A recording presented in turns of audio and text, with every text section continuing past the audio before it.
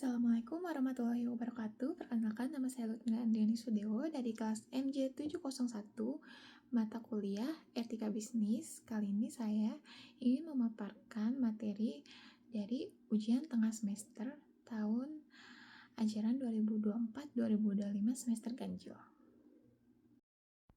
Soal yang pertama, berikan pandangan Anda mengenai praktik overclaim pada skincare industri.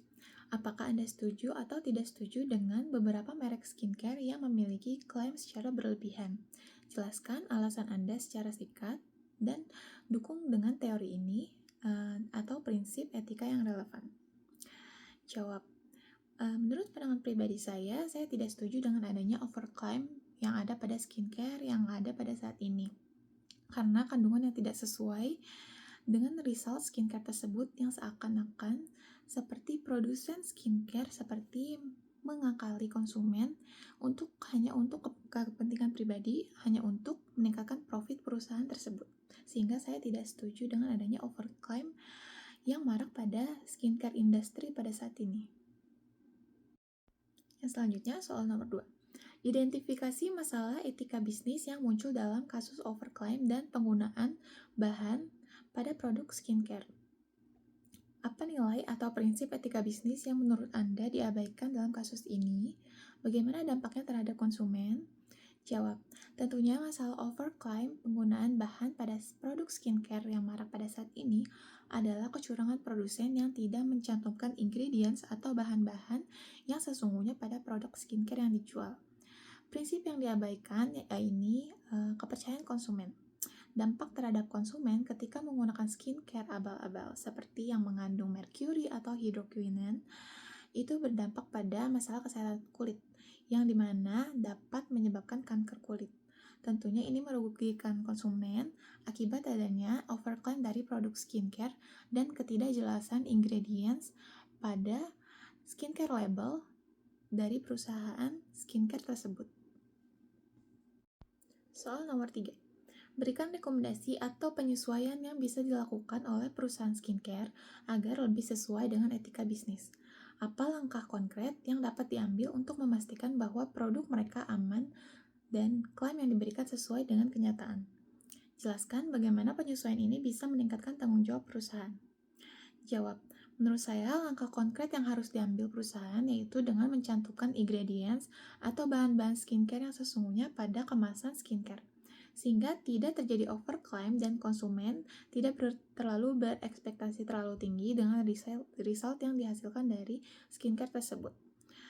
Hal ini tentu merupakan tanggung jawab produsen skincare untuk memberikan informasi yang sesuai kepada konsumen sehingga konsumen dapat merasa aman dan nyaman menggunakan skincare tersebut. 4. Identifikasi peraturan pemerintah atau kebijakan yang relevan di Indonesia terkait keamanan produk kosmetik dan skincare, seperti aturan dari BPOM.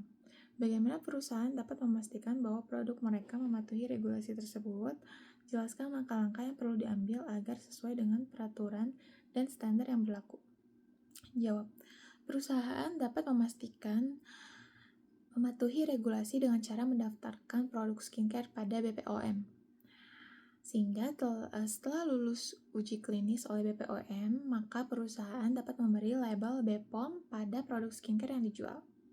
Sehingga para konsumen tahu bahwa produk tersebut telah teruji secara klinis oleh BPOM dan layak serta aman untuk digunakan pada kulit.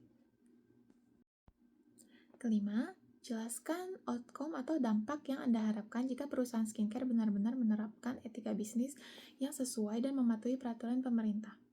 Bagaimana penerapan itu bisa berdampak pada kepercayaan konsumen, reputasi perusahaan, dan kesehatan masyarakat. Dampak yang saya harapkan yaitu semakin meningkatnya kepercayaan konsumen kepada produk skincare yang dijual, karena perusahaan telah mengikuti aturan pemerintah dan produk skincare tersebut telah lulus uji klinis dari BPOM sehingga aman dan nyaman untuk digunakan.